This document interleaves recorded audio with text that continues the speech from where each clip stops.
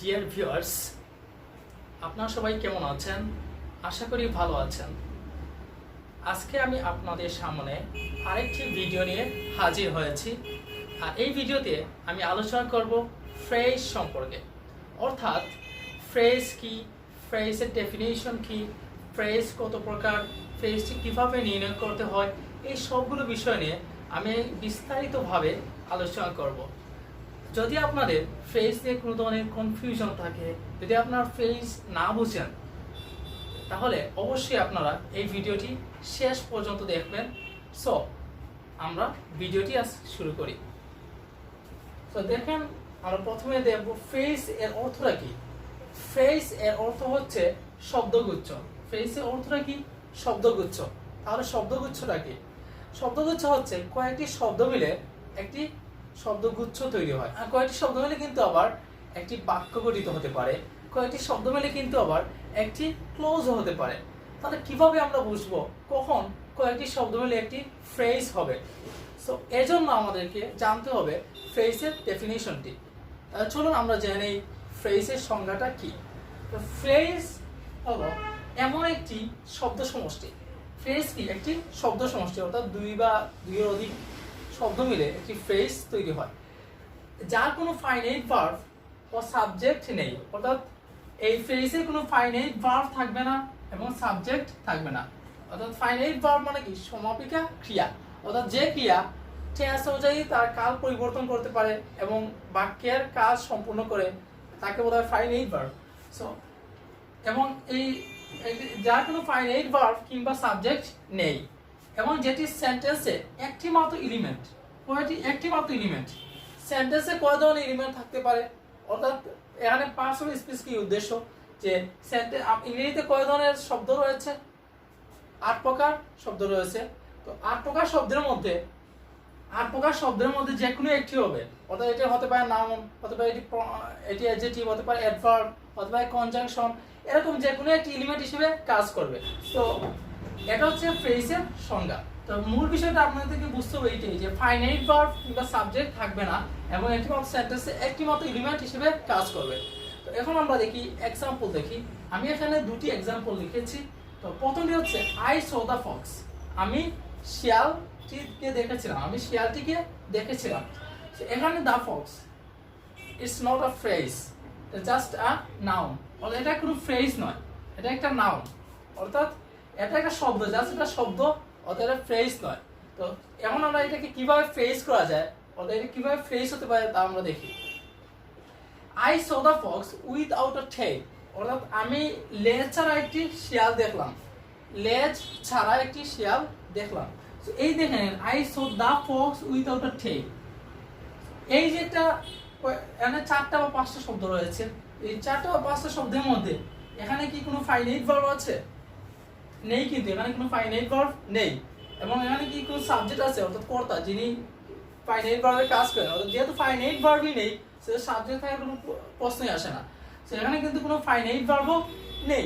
So এই যে কি, এটা সাবজেক্টও নেই, ফাইনাইট ভার্ব নেই, তার মানে দুইটা আমরা উপাদান পেয়ে গেছি, দুইটা বৈশিষ্ট্য আমরা পেয়ে গেছি।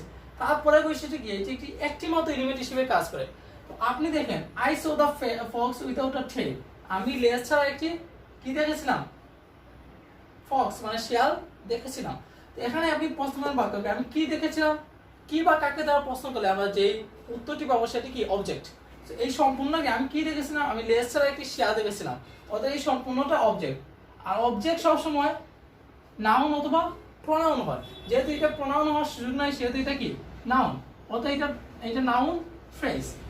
সো আশা করি আপনারা এই বেসিক ধারণাটি বুঝতে পেরেছেন। এখন আমরা জানবো ফ্রেজ এর প্রকার সম্পর্কে।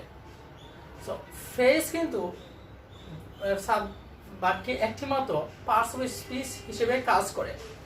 সো ফ্রেজ কি প্রত্যেকটি পার্টস অফ স্পিচ হিসেবে কাজ করতে পারে? অবশ্যই ফ্রেজ বাক্যে প্রত্যেকটি পার্টস অফ স্পিচ হিসেবে কাজ করতে পারে, শুধুমাত্র প্রোনাউন হিসেবে কাজ করতে পারে না। আর এই দৃষ্টিকোণ থেকে ফ্রেজ যেহেতু বাক্যে 7টি পার্টস অফ স্পিচ হিসেবে কাজ করতে পারে, সেহেতু ফ্রেজ 7 প্রকার। অর্থাৎ ফ্রেজ কয় প্রকার? 7 প্রকার। এটি 7টি বাক্যে 7টি পার্টস অফ স্পিচ হিসেবে কাজ করতে পারে। সো প্রথম হচ্ছে নাউন ফ্রেজ। ফ্রেজ 7 প্রকারের মধ্যে প্রথম প্রকারটা কি? Noun phrase. নাউন ফ্রেজ সংজ্ঞাটা কি? যে ফ্রেজ নাউন হিসেবে কাজ করে তাকে বলা হয় নাউন ফ্রেজ। তো এখন আমরা দেখব নাউন ফ্রেজ কিভাবে নির্ণয় করতে হয়, কিংবা নাউন ফ্রেজটা বাক্যে আমরা কিভাবে চিনব। তো দেখেন, to take exercise is good for health. আমি প্রথম বাক্যে লিখেছি কি? To take exercise is good for health, অর্থাৎ ব্যায়াম করা শরীরের জন্য খুবই ভালো বা ভালো। So to take exercise is good for health, এই বাক্যে টু টেক এক্সারসাইজ একটা শব্দগুচ্ছ। এখন আপনারা, আমি এখানে 3টি বৈশিষ্ট্য লিখেছি সংক্ষেপে বোঝানোর জন্য। একটি কি, ফ্রেজে যে 3টা বৈশিষ্ট্য, একটি কি ফাইনাইট ভার্ব থাকে না, এবং এর মধ্যে কি সাবজেক্ট থাকে না, এবং এটি একটি মাত্র এলিমেন্ট হিসেবে কাজ করে, অর্থাৎ একটি মাত্র পার্টস অফ স্পিচ হিসেবে বাক্যে কাজ করে। তো এখানে আমরা একটু দেখি যে এখানে কোনো ফাইনাইট ভার্ব আছে কিনা। এখানে কিন্তু কোনো ফাইনাইট ভার্ব নেই, এটা কিন্তু non finite verb to take, এটা কিন্তু ইনফিনিটিভ অর্থাৎ নন ফাইনাইট ভার্ব। তারপরে দেখেন এটা কি কোনো সাবজেক্ট থাকে না, অর্থাৎ এর মধ্যে কি কোনো সাবজেক্ট আছে? অবশ্যই নেই। তো এখানে আমরা 2টা বৈশিষ্ট্য পেয়ে গেছি, এটা কি নেই? ফাইনাইট ভার্ব নেই, সাবজেক্ট নেই, এবং একটি মাত্র এলিমেন্ট হিসেবে কাজ করছে। ভার্বের পূর্বে যদি বসে এটা অবশ্যই সাবজেক্ট হয়। তো যে কি হিসেবে কাজ? একটি মাত্র এলিমেন্ট হিসেবে কাজ। To take exercise is a subject, সেহেতু কি এটি একটি মাত্র এলিমেন্ট হিসেবে কাজ করছে। আর সাবজেক্ট কি কি হতে পারে? এটা হয়তো নাউন হবে অথবা প্রনাউন হবে। যেহেতু এটা প্রনাউন হওয়ার কোনো সুযোগ নাই, তাহলে কি এটা কি হবে? Noun phrase.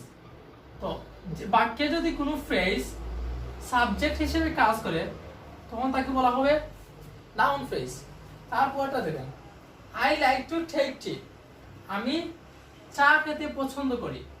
ওকে, তো to take tea it's a phrase. Okay, তো এখানে কিন্তু দেখেন কোনো ফাইনাইট ভার্ব আছে কিনা। এখানে কিন্তু কোনো ফাইনাইট ভার্ব নেই, টু টেক এটি কিন্তু নন ফাইনাইট ভার্ব। এরপর দেখেন সাবজেক্ট আছে কিনা। এখানে কিন্তু কোনো সাবজেক্ট নেই, এই 3টা শব্দের মধ্যে কিন্তু কোনো সাবজেক্ট নেই। এরপরটা দেখেন, I like to take tea, আমি চা খেতে পছন্দ করি। তো আপনি এই ভার্বকে যদি আমরা কি বাক্যকে দ্বারা প্রশ্ন করি তাহলে অবজেক্ট পাবো। কারণ আমি প্রশ্ন করি যে আমি কি কি পছন্দ করি, আমি চা খেতে পছন্দ করি। এই যে সম্পূর্ণটা কি একটি মাত্র এলিমেন্ট হিসেবে কাজ করছে, সম্পূর্ণটা কি একটি মাত্র এলিমেন্ট হিসেবে কাজ করছে, অর্থাৎ অবজেক্ট হিসেবে কাজ করছে। অবজেক্ট যেহেতু এটা অবজেক্ট হিসেবে কাজ করছে, হয়তো এটি হবে নাউন অথবা প্রনাউন। যেহেতু এটা প্রনাউন হওয়ার কোনো সুযোগই নেই, তাহলে এটি কি হবে? নাউন হবে। সো যে ফ্রেজ বাক্যে অবজেক্ট হিসেবে কাজ করে সেটিও কি নাউন, নাউন ফ্রেজ। তারপরে দেখেন, he is a good student, সে হয় একজন ভালো ছাত্র। এ গুড স্টুডেন্ট, এটা একটা ফ্রেজ। এখানে দেখেন 3টি শব্দ রয়েছে, এর মধ্যে কি কোনো ফাইনাইট ভার্ব আছে? নেই। এর মধ্যে কি কোনো সাবজেক্ট আছে? নেই। তো যেহেতু সাবজেক্ট নেই, ফাইনাইট ভার্ব নেই, এখন এটা আবার দেখেন যে এখানে কি কোনো কি আছে? এটা কি হিসেবে কাজ করছে? হি is a good student. So এখন এটা হচ্ছে কমপ্লিমেন্ট। এটা কি কমপ্লিমেন্ট, অর্থাৎ কমপ্লিমেন্টটা কি? কমপ্লিমেন্ট মানে পরিপূরক।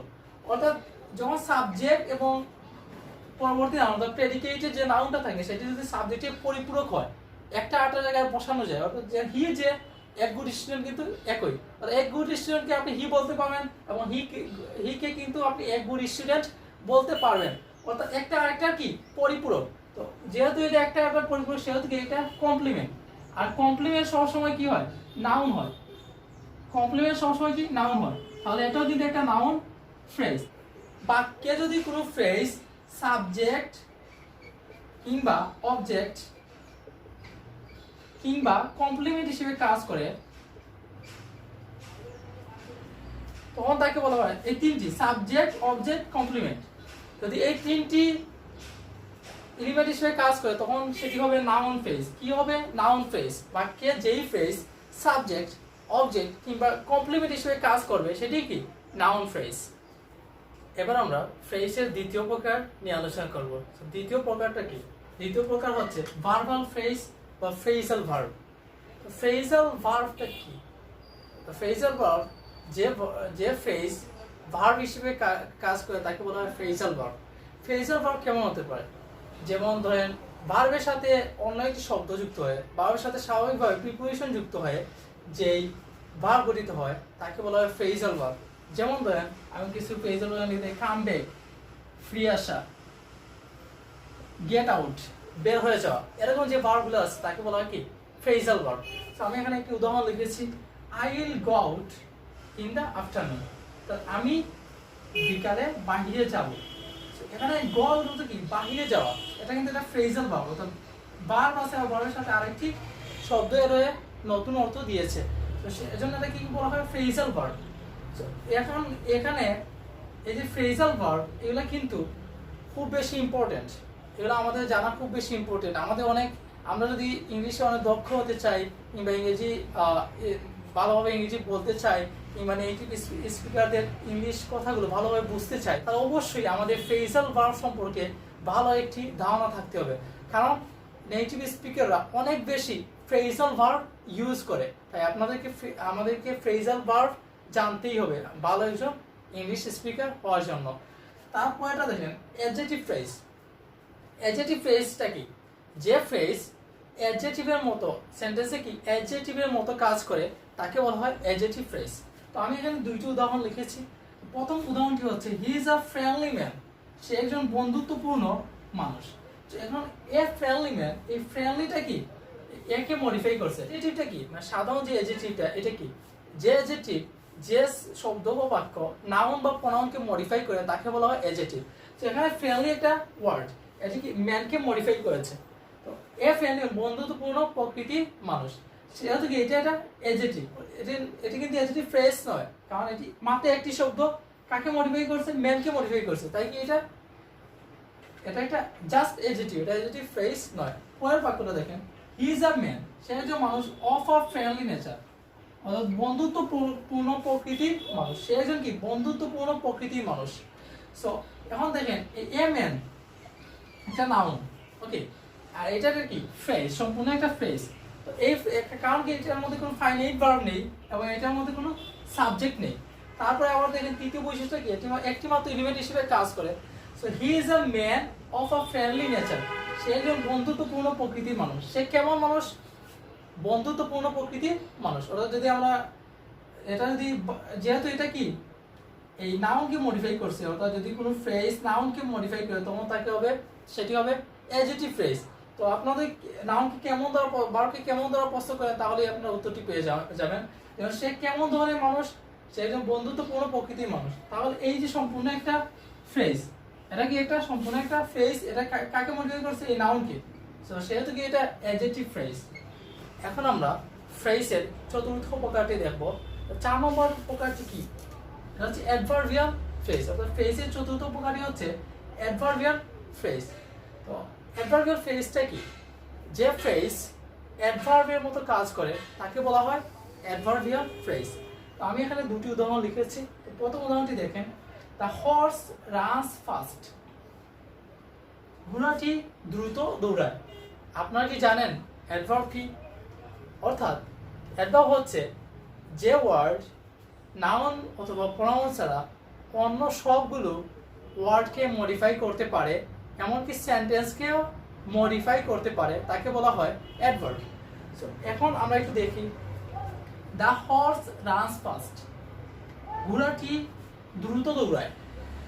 ঘোড়াটি দ্রুত দৌড়ায়, এখানে দেখেন আপনি প্রশ্ন করেন কিভাবে দৌড়ায়? দ্রুত দৌড়ায়। এখানে এই ফাস্টটা কি রানসকে মডিফাই করছে, ঘোড়াটি দ্রুত দৌড়ায়। কিভাবে দ্বারা যদি ভার্বকে যেটি প্রশ্ন করে সেটি কি অ্যাডভার্ব। সো এটা কিন্তু ফার্স্টটা কি ভার্বকে মডিফাই করেছে, সেজন্য এটা কি অ্যাডভার্ব। কিন্তু এটা মাত্র একটি মাত্র শব্দ, এটা কিন্তু কোনো ফ্রেজ না, সেহেতু এটা কি শুধুমাত্র একটি অ্যাডভার্ব। কিন্তু পরের সেন্টেন্সটা দেখেন, the horse runs at a great speed. At a great speed মানে ঘোড়াটি দৌড়ায় অনেক ভালো গতিতে, ঘোড়াটি দৌড়ায়। সো এই এখানে একটা ফ্রেজ, সম্পূর্ণ একটা ফ্রেজ। এখানে কি কোনো ফাইনাইট ভার্ব আছে? অবশ্যই নেই। এরপরে এটা কোনো সাবজেক্ট আছে? যেহেতু ফাইনাইট ভার্ব নেই সেহেতু সাবজেক্টও থাকবে না। সো এটা গ্রেট স্পিড, সো এটার মধ্যে কোনো ফাইনাইট ভার্ব নেই এবং সাবজেক্ট নেই।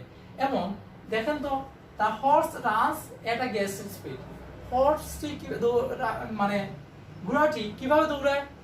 এট আ গ্রেট স্পিড, অর্থাৎ প্রচুর ভালো গতিতে দৌড়ায়। যেহেতু এটা এটা যেহেতু এই ভার্বকে এই সম্পূর্ণ একটা ফ্রেজ কি এই ভার্বটাকে মডিফাই করেছে, এটা কিন্তু ভার্বটাকে মডিফাই করেছে, সেহেতু এটা কি অ্যাডভার্বিয়াল ফ্রেজ। এটা কেন অ্যাডভার্ব আর এটা কেন অ্যাডভার্বিয়াল ফ্রেজ? কারণ এটি একটি মাত্র শব্দ আর এটি অনেকটি শব্দ মিলে একটি শব্দগুচ্ছ, এবং এর মধ্যে কোনো ফাইনাইট ভার্ব নেই, সাবজেক্ট নেই, এবং এটি মাত্র একটি মাত্র এলিমেন্ট হিসেবে কাজ করছে, সেহেতু এটা একটি অ্যাডভার্বিয়াল ফ্রেজ। এর পরের প্রকারটি দেখেন, অর্থাৎ পঞ্চম প্রকারটি হচ্ছে প্রিপোজিশনাল ফ্রেজ। তো প্রিপোজিশনাল ফ্রেজটা কি? যে ফ্রেজ প্রিপোজিশন বাক্যে প্রিপোজিশনের মতো কাজ করে তাকে বলা হয় প্রিপোজিশনাল ফ্রেজ। তো আমি এখানে দুটি উদাহরণ লিখেছি, দেখেন। I couldn't go to college for illness. আমি কলেজে যেতে পারিনি for illness, অসুস্থতার জন্য। কিসের জন্য যেতে পারিনি? অসুস্থতার জন্য আমি কলেজে যেতে পারিনি। এখানে ফরটা কি? একটা প্রিপোজিশন, কিন্তু এটা কিন্তু প্রিপোজিশনাল ফ্রেজ না। প্রিপোজিশন কি? যেটি নাউন বা প্রনাউনকে কি বাক্যের সাথে যুক্ত করে, অর্থাৎ কোনো শব্দকেই বাক্যের সাথে যুক্ত করে যেই শব্দটা, সেটা কি প্রিপোজিশন। এখানে কিন্তু প্রিপোজিশন এই ফরটা কি একটি ওয়ার্ডকে যুক্ত করেছে, এটা কি প্রিপোজিশন। সো এটি মাত্র একটি মাত্র ওয়ার্ড এবং এটি প্রিপোজিশন হিসেবে ইউজ হয়েছে, সেজন্য এটি কি একটি প্রিপোজিশন, এটা কিন্তু প্রিপোজিশনাল ফ্রেজ নয়। পরেরটা দেখেন, I couldn't go to college on account of illness. আমি অসুস্থতার কারণে, অন অ্যাকাউন্ট অফ অর্থ কি কারণে বা জন্য বোঝাতে, আমি অসুস্থতার কারণে কি কলেজে যেতে পারিনি। এখানে অন অ্যাকাউন্ট অফ, এখানে কয়টা শব্দ? তিনটা শব্দ। ওকে, তিনটা শব্দ। এর মধ্যে কি কোনো ফাইনাইট ভার্ব আছে? নেই। কিন্তু এর মধ্যে কোনো সাবজেক্ট আছে? তাও কিন্তু নেই। এবং এটি মাত্র একটি মাত্র উপাদান হিসেবে কাজ করছে। এই শব্দটা কিন্তু প্রিপোজিশন হিসেবে কাজ করছে, কারণ এটা কিন্তু একটা নাউনকে বাক্যের সাথে অ্যাড করছে, অর্থাৎ এটা শুধুমাত্র একটি প্রিপোজিশন হিসেবে কাজ করছে, সেহেতু এটা কি প্রিপোজিশনাল ফ্রেজ।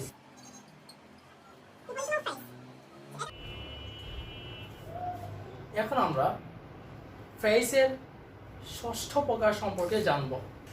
ষষ্ঠ প্রকারটি কি? সেটি হচ্ছে কনজাংশনাল ফ্রেজ।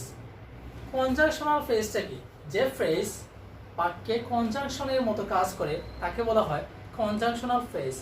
তাহলে কনজাংশনটা কি একটু আমরা জানি, অর্থাৎ যে ওয়ার্ড বা দুইটি বাক্যকে যুক্ত করে, একটি বাক্যের সাথে আরেকটি বাক্যকে যুক্ত করে তাকে বলা হয় কনজাংশন। সো এখানে আমি দুটি বাক্য লিখেছি, এটা হচ্ছে work hard, you can succeed. এই দুইটি বাক্যকে আমি একটি ফ্রেজ দ্বারা অ্যাড করব। দেখেন, work hard in order that এখন এই দুইটি বাক্য কিন্তু একটি বাক্যে পরিণত হয়েছে। Work hard in order that you can succeed, অর্থাৎ কঠোর পরিশ্রম করো যাতে, ইন অর্ডার দ্যাট অর্থ কি যাতে ইউ ক্যান সাকসিড, তুমি সফল হতে পারো। কঠোর পরিশ্রম করো যাতে তুমি সফল হতে পারো। এই যে একটা শব্দগুচ্ছ, এটা কিন্তু দুইটি বাক্যকে যুক্ত করেছে। এই একটা শব্দগুচ্ছ, তিনটি শব্দ মিলে একটি শব্দগুচ্ছ, এই শব্দগুচ্ছটা কিন্তু দুইটি বাক্যকে যুক্ত করেছে, অর্থাৎ এটা কি একটি কনজাংশন হিসেবে কাজ করেছে। এবং এর মধ্যে কিন্তু কোনো ফাইনাইট ভার্ব নেই এবং কোনো সাবজেক্টও নেই। তো যেহেতু এটি কোনো ফাইনাইট ভার্ব নেই, সাবজেক্ট নেই, এবং এটি একটি মাত্র এলিমেন্ট হিসেবে কাজ করেছে, এবং সেই এলিমেন্টটা কি কনজাংশন, তাহলে যেহেতু এটি কনজাংশন হিসেবে কাজ করেছে, সেহেতু এটা কি কনজাংশনাল ফ্রেজ। আশা করি আপনারা বুঝতে পেরেছেন। এরপর লাস্ট যে প্রকারটি হচ্ছে সেটি হচ্ছে ইন্টারজেকশনাল ফ্রেজ। ইন্টারজেকশনটা কি?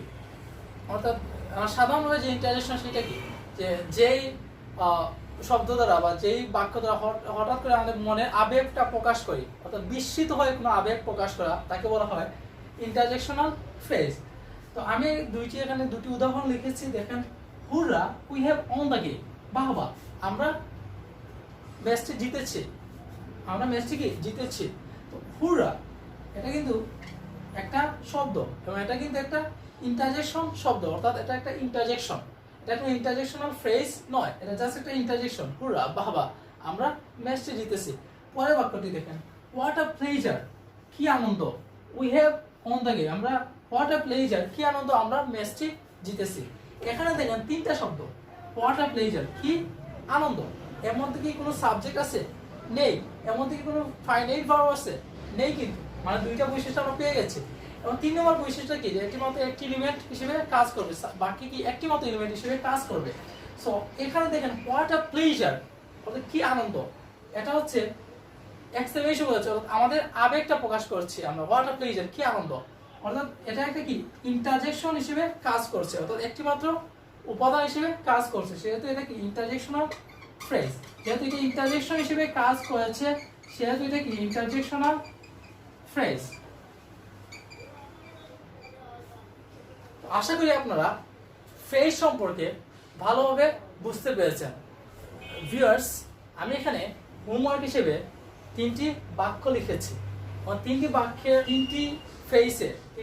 3টি ফ্রেজে আমি কি করেছি, নিচে আন্ডারলাইন করেছি। যদি আপনার ক্লাসটি ভালোভাবে বুঝে থাকেন, তাহলে আপনারা এই যেগুলো আন্ডারলাইন করা যে ফ্রেজগুলো, এগুলো কোন ধরনের ফ্রেজ, এটা নাউন ফ্রেজ না অ্যাডভার্বিয়াল ফ্রেজ না অ্যাডজেক্টিভ ফ্রেজ, এটা কিন্তু আপনারা নির্ণয় করতে পারবেন। সো যদি আপনারা ক্লাসটি ভালোভাবে বুঝে থাকেন, তাহলে প্লিজ এগুলা কোন ধরনের ফ্রেজ এটা নির্ণয় করার চেষ্টা করুন, এবং আপনারা আমার কমেন্ট বক্সে জানান, যাতে আমি বুঝতে পারি যে আপনারা আমার ক্লাসটি ভালোভাবে বুঝতে পেরেছেন। যদি আপনাদের ভিডিওটি ভালো লেগে থাকে, তাহলে একটি লাইক দিন এবং বন্ধুদের সাথে শেয়ার করুন, যাতে তারাও উপকৃত হতে পারে। এবং আপনি যদি আমার চ্যানেলে নতুন হয়ে থাকেন কিংবা সাবস্ক্রাইব করে না থাকেন, তাহলে প্লিজ আমার চ্যানেলটি সাবস্ক্রাইব করুন এবং পাশে বেল আইকনটি বাজিয়ে রাখুন। See you again in my next class. Till then, take care of you.